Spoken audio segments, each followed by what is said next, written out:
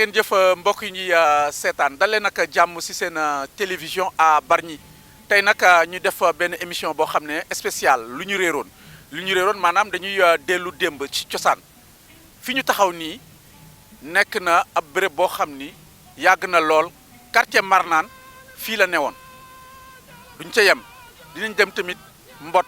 emplacement am fa mu newoon avant ñuy tuxu fële dem tamit Bargny Géej dinañ dem Njaga Samb am na benn zone boo xam ne ndos la tuddoon foofu tamit géej ga jël na ko waa Marnane ñooñu lu tax ñu jóge fii toxu fële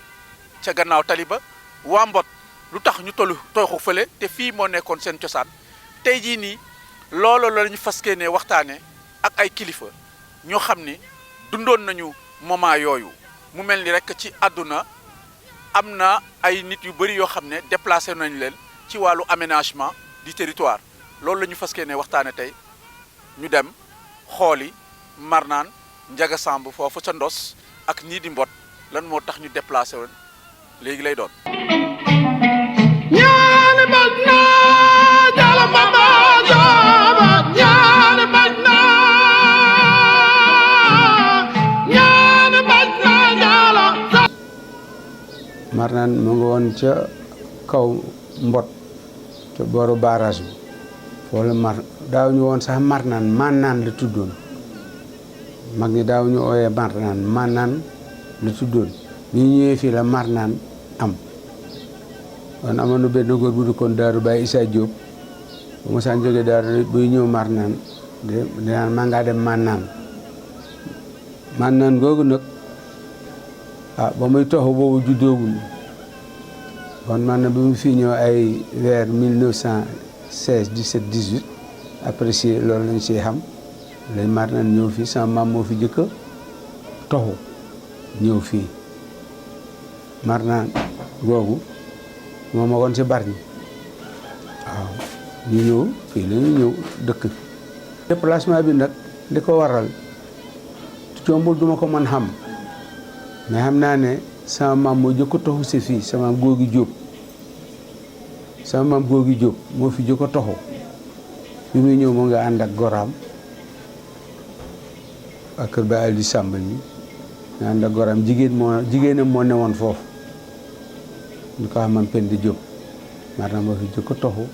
sama maam moo fi jëkk toxu ñëw après nag ñii di commencé di ñëw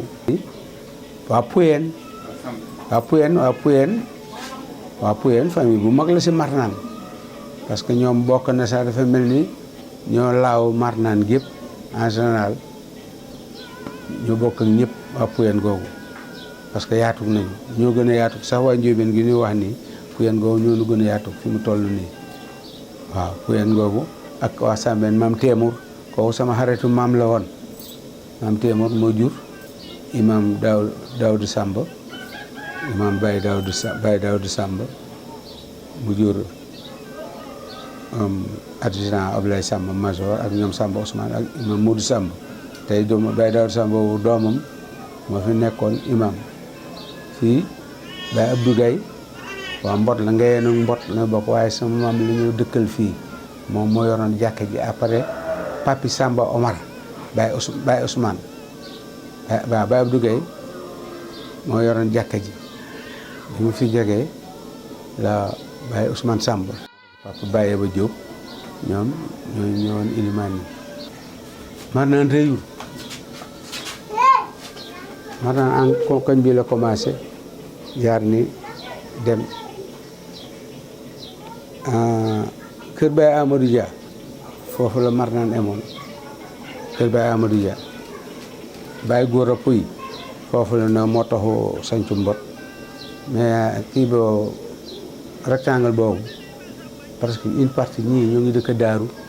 ñii dëkk Marnane mooy liy dalee poste courant bi jëm ba mairie boulangerie bi am na ñoo xam ne Daaru la ñu dëkk par exemple ñoom Sidi Kane ak waa Njuufeen ñoom Ibrahima Diouf ak waa kër Yaay Njamba ñoom monsieur Ndoye enseignant ñooy Daaru la ñu bokk ak Sidi Kane côté ba nag la del fële Sambeen googu ak Puyeen ak Siiseen googu ñooñu côté bi la ñu ne waaye ñooñu ay waa Marnane lañu 1945 si ni muy wax lañ ko doon defar moo tax maa ngi naan rétrécir kër yi wàññeeku moo ànd waar woowu ba booru Puyeen waaw. mooy li ma la wax bu fekkee nañ koy situé am nañoo wax ne si xamal li ñu ma wax am na si góor goo xamee ne Pape Arpa boobu dañ ko tongo bi muy ñëw waaw boobu dañ ko tongo Pape Arpa mag la waaye Modou Pouy waaw mag la mar naa nag date exact mënuma la wax ne bii date parce que aw ma information. di sant di leen gërëm si seen taxawaay di gërëm kilifa gi ngeen àndal mooy monsieur le maire xam ne liggéey bari moo ko tax a jóg mu ànd ak yéen si yéen njabootam ñun tamit nu bokk si njabootam donc mënoon lu dul lu ñëw nu wax si lu rafet jàppale ko parce que moom la yàlla dogal si dëkk bi mag ñi dañu ne politique du biir day xëy wasin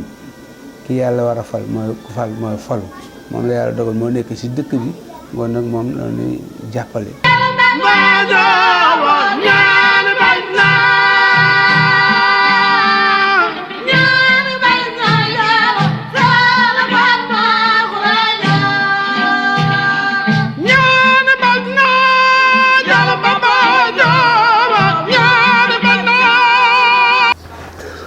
alhamdulillah nahmaduhu wa nasta'inuhu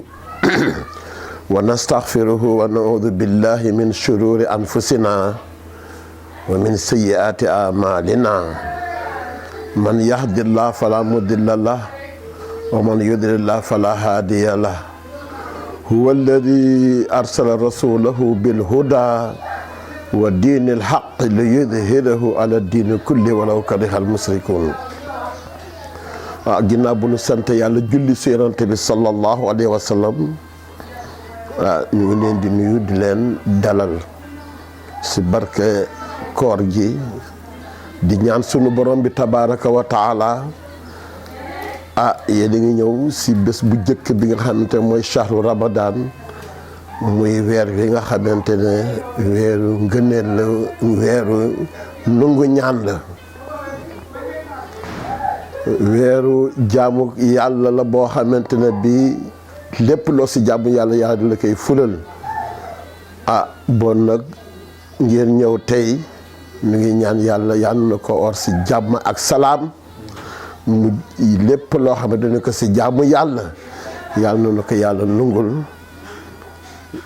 def jàmm si Bargny def jàmm si Sénégal yëpp feebar bi fi nekk yàlla na ko fi yàlla jëlee léegi nag ngeen posé ma question bu am solo boo xamante ne sawar naa tontu leen si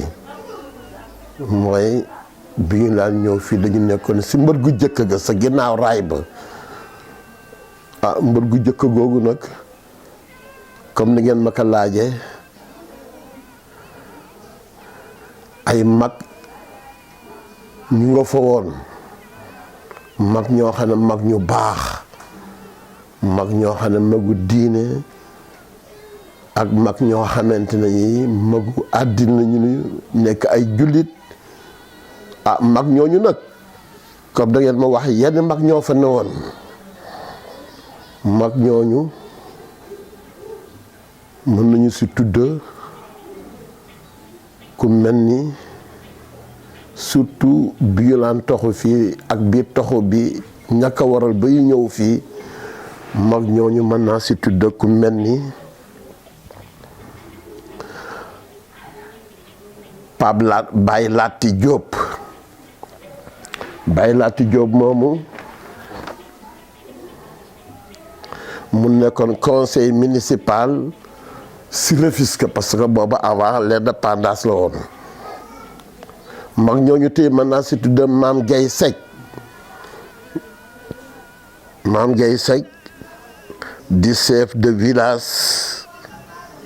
mooy woon chef de village ba mën naa si tudd tamit ku mel ne Alaaji Jibril Ndiaye Baye Gay Seck bu ñu ko waxee mooy papu Serigne Moussa Seck ak Serigne Modou Seck ak Baye Amadou Tall mooy Baye Gay Seck waaw ak ki nga xamante ne tamit si mag ñi ku mel ne Alaaji Jibril Gueye Alaaji Jibril Gueye boobu nag territorial la woon booba si Saint-Louis waaw donc si mag ñooñu rek mën naa si tudd ñooñu si wàllu àddina doon juddit yu baax ku mel ni nag Alaaji Omar Gueye mu nga fa woon ak ku mel ni mu woon ilimaan ji si jamono boobu ak ku mel ni Baye Matar Diop ñu woon ilimaan mati kaw Alaaji Omar mooy Serigne Omar Gueye yéen ñëpp xam ngeen que ay doom yi fi nekk tey ji mu mel ni ku mel ni si mag ñi si góor ñi Serigne Amadou Ali Gueye yal na ko yàlla yërëm si jigéen ñi ki si magoon mooy Reyhaanu dëkk foofu si Marnaan waaw mooy wa imaanu xewar waaw en même temps Serigne Omar boobu moo jur comme yéen xam ngeen ñi ngeen si doom seen génération ku mel ni Matar Gueye moo ko juróon te gaañu ak Moustapha mi mujj a gaañu ñooñu daal mag ña bari yoon nañu fa jamono yooyu daal waaye rek ñu tudde si ñii waaw comme ne ma laaj yenn mag ñoo fa dewoon avant ñuy toxu waaw dëkk temps boobu nag mag ñi xam nga ab lébu surtout ñoom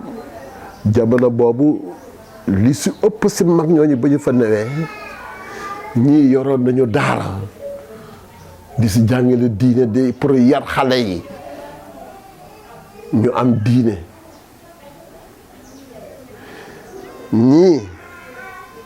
waaye du tere yor nañu daara ba pare di béy parce que boobu mbéy tamit moo xew ko xam Bargny béy ak géej gi la ñu xam waaye jamono boobu si mbër gu jëkk ga mag ñi li ëpp si lu ñu daan liggéey mooy béy bu noor jotee ñu béy waaw ñenn ñi am na ñoo xamante ne am na ñoo woon nañu ay fonction dégg nga comme mel ni boo déggee ba la ko mel ne Alaaji Jibril conseil li mu poste bi bu yoroon waaw ku mel ni Pape Lati tamit la même chose waaw ku mel ni tamit Baye Gueye waaye terewul ñoom ñëpp dañuy béy ñii yor daara tamit di jàngale wàllu diine terewul nag loolu daal si question bi ma laaj lu ñu naan liggéey bon xëy na amoon na si tamit ñoo xam ne barayul woon nag ñooy liggéey si poste wàllu administration daal am na si tamit waaye daal li ëpp si lu ñu daan liggéey daal mooy wàllu mbéy ak si géej gi ba pare tamit ñii yor daara di jàngale diine waaw loolu te muy question bu am solo xam nga foofu ba ñuy toxu dafa am ay sabab yu tax ñu toxu ñëw fii sabab yooyu mën naa si jiital inondation yi nga xamante moo daan am foofu si Bargny si mbër gu jëkk gi si ginnaaw raay ba loolu si sabab bi la bokk parce que en 1952 54 taw daana taw sax waaye nag taw yi gën a tax ñu gën a toxu si sabab yi benn si sabab yi muy 1952 1954 ndox mi dafa bari am di lu bari lu mu yàq si dëkk bi du dëkk bi yëpp nag xam nga boobu 1952 54 avant l'indépendance ba ñu nee si dëkk si ginnaaw raay ba ñii ay néegi ñax la woon boobu amuñu woon doole ñii ay néegi ban la woon ay benn nga siy gis ñoo xam ne am nañu ay baraak dañu koy wàññi su ko defee ndox mu bari boo xamante ni 1952 ndox ma yaaxa na lu bari la mag ñi béyoon si wàllu dund seen néeg yi yaaxu waaye yaa def sutura yëpp ñu réparé waat ko ba ñu dee 1952 ndox mu bari moomu amoon 1952 mu ñëwaatati yaaxaat lu bari yaaxa néeg yi yaaxa lu bari si dund bi si wàllu jur gi yu bari mu yàqu loolu benn la muy affaire yi inondation yooyu si sabab yi tax ñu taxu la waaye en même temps 1959 amaat lakk gu metti xam nga lakk bu amee surtout ay néegi ñax am fa lu bari day yàqu comme ni ndox yi daan bare muy yàq dund bi muy yàq yëpp yére yeeg yëpp yu bare yàqu loolu tamit si cause yi tax ñu toxuloo lakk googu fi amoon 1959 en même temps tamit lii gën a tax tamit ñu toxul leen si la aussi xam nga ñun dañu isolé si ginnaaw raay ba mën nañu wax ne foofu àll la ñii ne woon ay ngudd ak Bargny Géej xam ne ñoo gën a jeeñ tali yi gaaraas yi école yi ñun suñuy doom yi mag ñi booba ñun ay xale lañu parce que bu ñuy jàngi ji dem école gis ngeen distance ba bu ñuy jege di ñëw fii bu ñuy foju ak distance bu sorey bi loolu nag bi mu amee loolu daal si cause yi nga xamante ne muy tawu 52 bi tawu 54 bi ak lakk bi fi amoon 59 ak li ñu soree woon dëkk bi loolu si cause yi gën a tax ñu toxu la pour mën a jigéen dëkk bi mën a di faju bu ñu dee wala dem dispensaire ba bugg soo defee coono bi xaw a wàññeeku malgré boobu ñu ngi ñëw di jàng sa école fu mel ni école mixte yi waaw boobu si jamono boobu waaye nu gën a jigéen daal dëkk bi daal loolu tamit si cause yi gën a tax ñu toxu la waaw kato boobu nag mu li nga laajaat laaj yi nga fi laaj yëpp am na importance surtout bii parce que loolu bi mu amee cause yooyu ma la fi tuddal tax ñu toxu mag ñi nag dañu daje wax naa la na ku mel ni surtout ku mel ni Alaaji Jibril Gueye xam ne conseil territorial la woon waaw territorial la woon waaw ak ku mel ni Baye Gueye Seck xam ne yoroon nañ ndomb tànk ne woon chef de village ak ku mel ni Baye Lati Diop conseil municipal la woon si Rufisque ak yeneen i mag ñoo xelaat coono yi xam ne moo leen dal léegi nag surtout nag ku mel ni Alaaji Jibril Gueye mooy papu Ali Gueye ñu ngi liggéey ak yéen si maire bi muy woy juróom moom moomu mu newoon xaritu Badou Mbengue booba Badou Mbengue ministre la di travaux publics yàlla def ñu nekk ay xarit en même temps Alaaji Jibril Gueye bokk si muqaddamu Serigne Omar Gueye si taalibeem yu mag yi daal ñoom ñooñu ñoo waxtaan ñoom mag ñooñu ak ñeneen ñu ma tuddul waaye ñoo dañu si gën a ràññee ñoom surtout Badou Mbengue mu nekk ministre travaux publics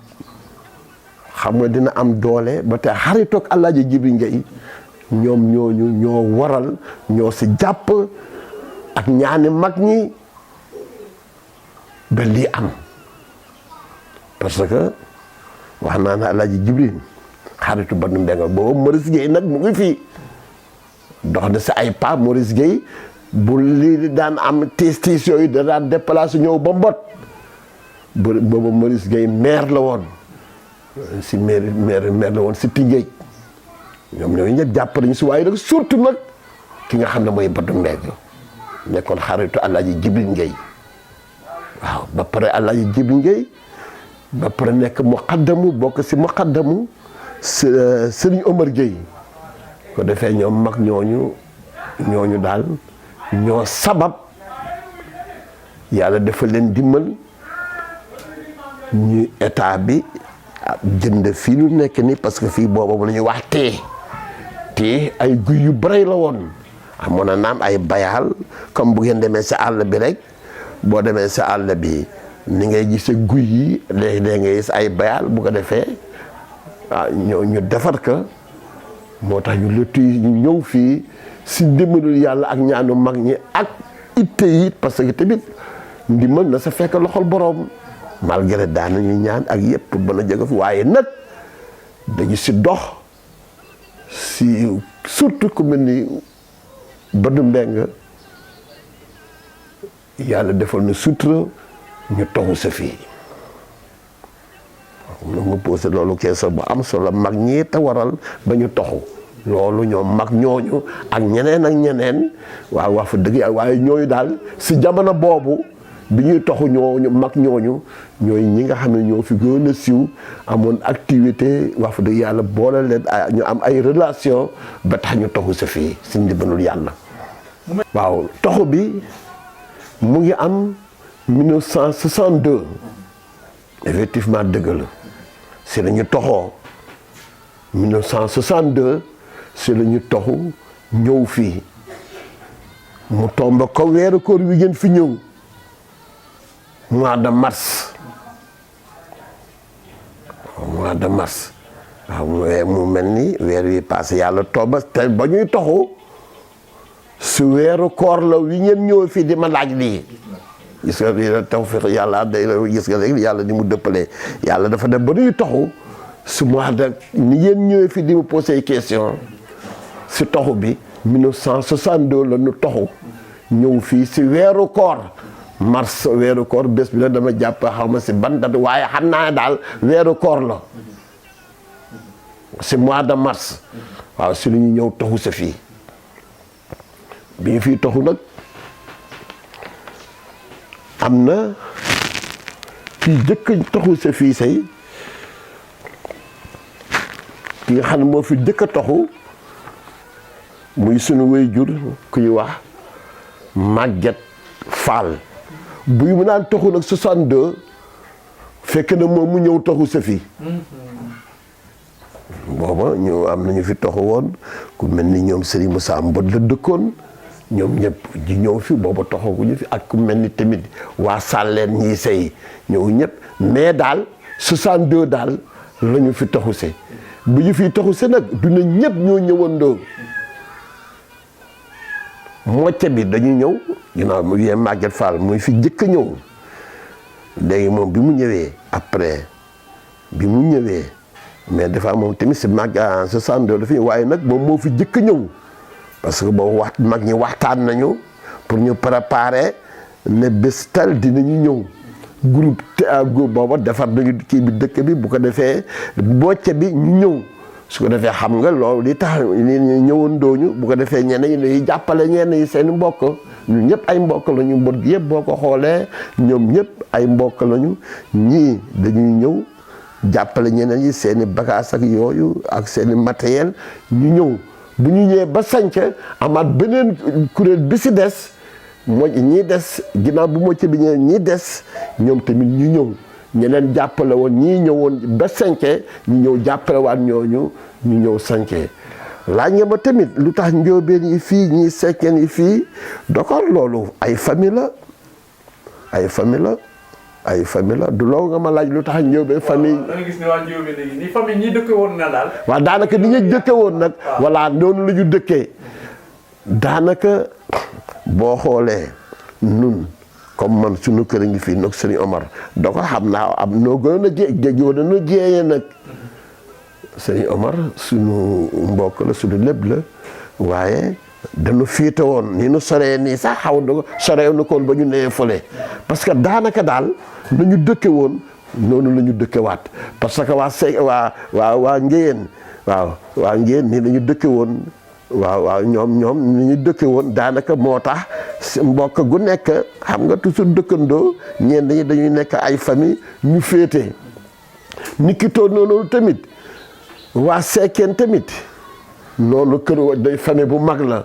Ngéyeen famille bu mag la famille Sekkeen tamit famille bu mag la li ko waral nag surtout loolu mooy moo demee tamit mboti kaw la même chose njóobeen ya nekk foofu daanaka ñoo dëkk parce que li ko waral seeni doom bi ñuy toxu dañu ne képp ko am doom ku marié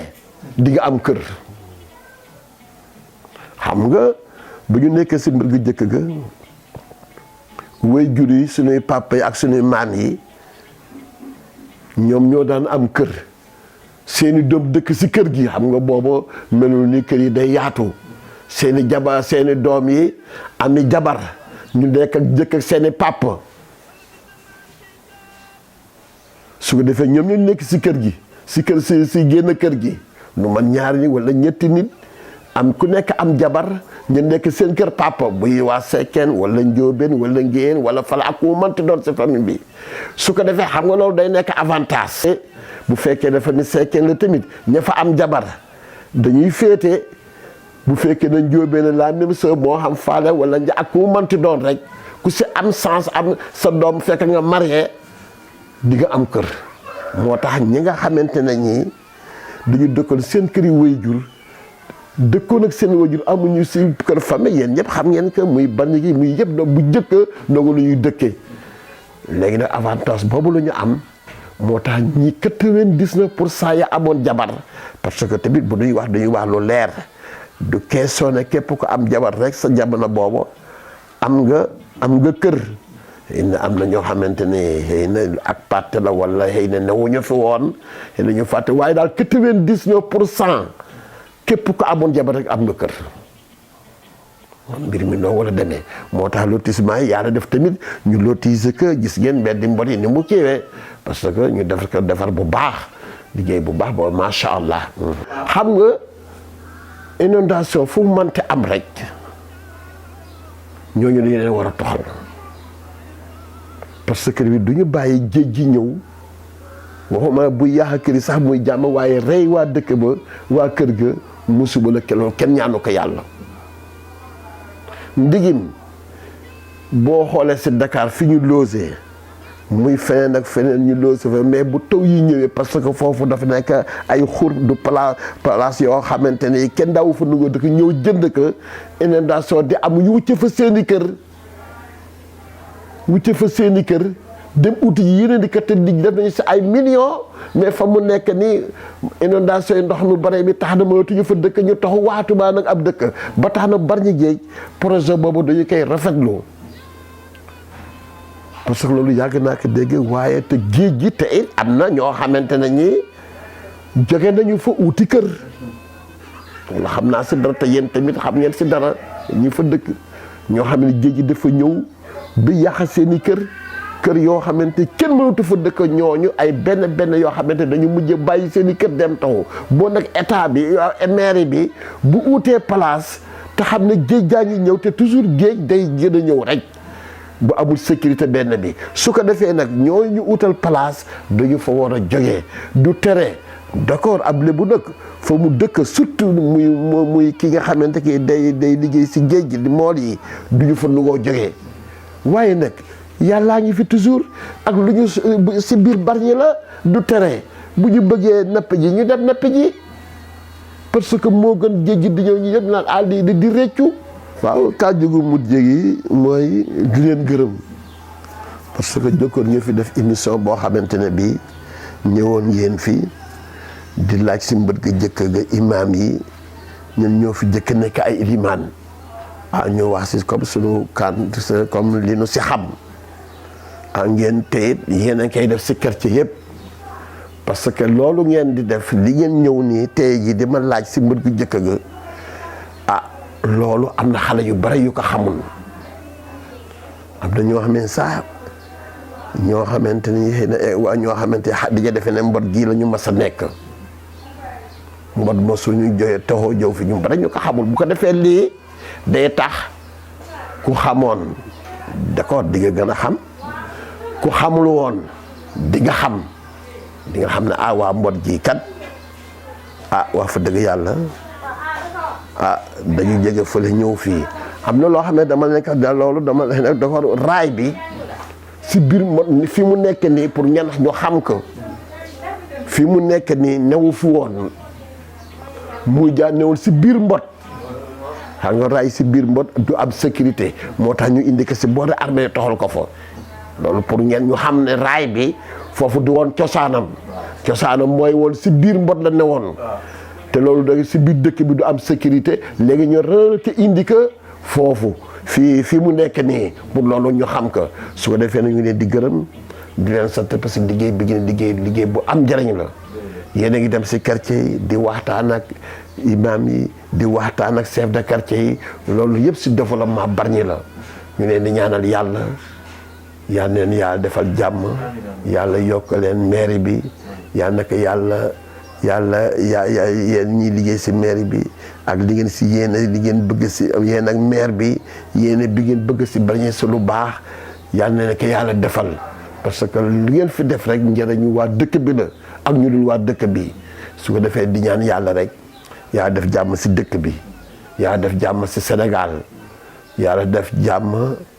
ki suñuy mag ñi suñuy sëriñ yi yàlla yàggal leen fi ñi génn àddina yàlla xaral leen àjjana kilifa yi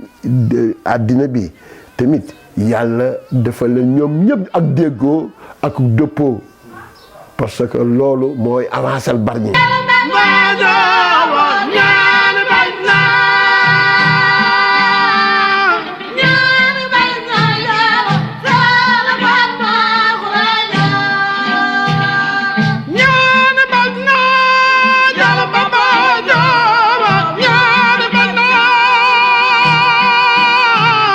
bismillahi mina sheytaani rajim bismillahi rahmaani rahim ci waxtaan wi nga xamante ne fas yéene ka sóobu ci ñëw di xam Ndiaga Samba disposition vis-à-vis ni ñu ko xàjjee ñetti pàcc ndax soo xoolee Ndiaga Samba ci histoire mooy jëkk a sanc du Ndiaga Samba prononciation bi moo ko andi ci Ndiaga Samba mais mooy jëkk a sanc Ndiaga Samba yi dañ ko jëloon def ko ñetti pàcc yi moo di ne dañu ko jëloon def fegge defaat duub gi defaat ndos ñetti pàcc yooyu yëpp ndos a ngi ci woon nag waaye ñenn ñu si ne ay kër ñoo ko seqoon kër yooyu par exemple boo jëlee ndos njóobeen mu ngi ci biir sekkeen gu bàyyi boos mu ngi ci biir sekkeen gu latti sekk mu ngi ci biir ndos ñetti kër yooyu ñoo composé woon ndos ci biir ñetti kër yooyu am na ay kër yoo xamante ni génn nañ ci ba dem mais teewul ñetti kër yooyu ñooy kër yi nga xamante ni mooy ñetti kër yu mag yi nga xamante ni ñoo fi nekkoon njóobeen googu nag mu Njaay Jóob moo fa nekkoon ak Jógal Jóob ak Saliou Jóob Jógal Jóob moomu nag mooy kilifa gu mag gi nga xamante ni presque mënees naa wax na moo meññee njóobeen et soo demee si sekkeenu latti sekk moo fa amoon ak Baye Moñe mu nga fa woon Baye Issa Seck ancien député moo nga fa woon Baye Abdou Diagne mu nga fa woon ñooy woon kilifay sekkeen goneen googu et mu desaat beneen sekkeen beneen boobu mooy sekkeen gi nga xamante ne Baye Boo Seck moo fa nekkoon Baye Njaam Ndaw El Hadji Mbay Joor Seck ñoo nekkoon ci sekkeen googu ñooyu ñoo composé DOS dans son ensemble boo ñëwee ci fegge njuufeen ñoo fa nekkoon ak waa Ndóoyeen ak waa Njaayeen ak waa Conneen parce que waa Conneen dañu jóge ci Ndóoyeen dal di yéeg ci kaw boo jëlee Ndóoyeen maam Samba Ndooy moo fa nekkoon ak Ngaalo Ndooy ak Cheikh Ado Ndooy ak El Hadji Moussa Ndooy ñooy ñi nga xamante ni ñoo nekkoon Ndooyeen nga njeen Njaayeen Baye Ibrahima Ndiaye moo fa nekkoon Baye Moussa Ndiaye ak Baye Ousmane Ndiaye boo ñëwee Conneen maam Mot Conn xam ne moo fi jëkkoon a nekk délégué de quartier ak Baye Ousseynou Conn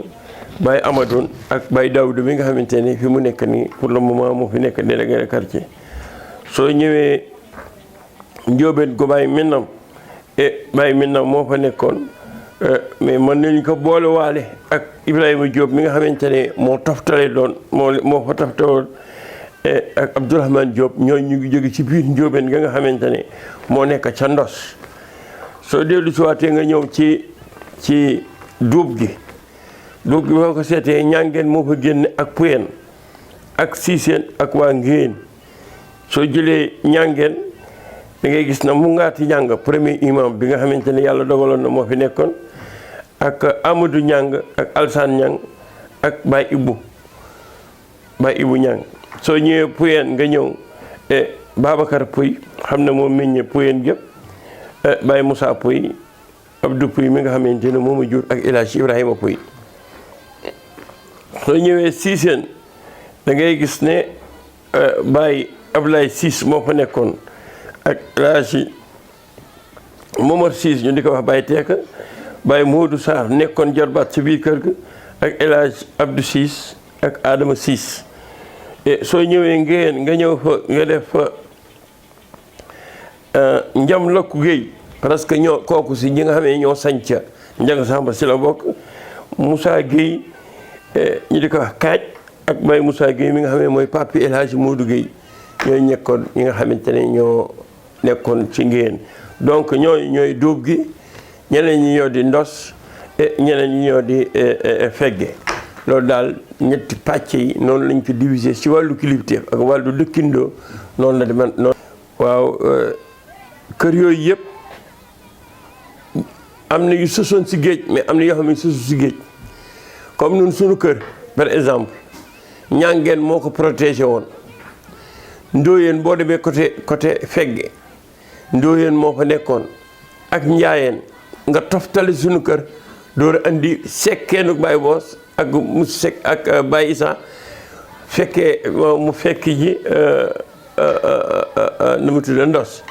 donc kër yooyu yëpp boo xoolee yi si ëpp disparaître nañ parce que boo xoolee la nga xamante ne mooy ndóoyeen la fa des matul sax moitié boo xoolee njaayeen dara desatu fa soo xoolee ñàngeen dara desatu fa soo xoolee fegge muy kër Baye Issa ak waa kër Baye Moye ñëpp a dëkkoon ak Baye Ndiam Ndaw ainsi de suite ñooy itam dara desatu fa boo yéegee si kaw tuuti kër ga la sa des xas néew njóobeen la lu tuuti moo ca des mais ñi ci ëpp vraiment géej gi jël na ko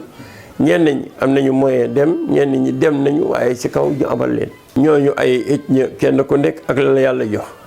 ndax moyen yi emuñu leen na ngi si dem moyen ngi ci teel a yeewu teel a calculer de géej gi day ñëw nga teel a fagaru ñooñu ñi ci ëpp teel nañoo dem ndax boo xoolee waa kër Baye Njàmme Seck muy bàyyi ñoom Moussa Seck Alassane noo dëkkoon noo bokk di génn kër ak in Baye Bokoro waaye est-ce que ñooñu ni ñu teel a demee foofu